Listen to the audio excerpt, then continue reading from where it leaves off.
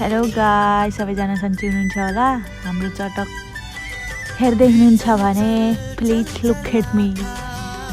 एउटा भिडियो बनाइरहेको छ, टक्क क्यामेरा अगाडि राख्यो भने त के मिलाउनु पर्ने है। आफूलाई 50 चोटि हेर्दा पनि मोडल जस्तो ठान्ने, क्यामेरा स्टार्ट नहुनुभन्दा अगाडि नै कपाल मिलाउने, यताउति के हो हाम्रो चटक यस्तै छ साथीहरू। सबैजनाले माया गरिदिनु होला, लाइक कमेन्ट सेयर गरिदिनु होला।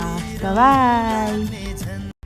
हाई गाइस, सबैजना सन्चै हुनुहुन्छ होला। आज हामी इभिनिङ वाकिङमा हिँडेको, आधा घन्टासम्म त मजाले हिँड्यौँ हामीहरू। त्यसपछि भ्लग बनाउन स्टार्ट गऱ्यौँ। भ्लग बनाउन स्टार्ट गरिसकेपछि बिचमा टिकटक पनि बनाऊँ न त एउटा दुईवटा सङमा भनेर स्टार्ट गऱ्यौँ। गर्दै हाम्रो रात पढिसकेको थियो।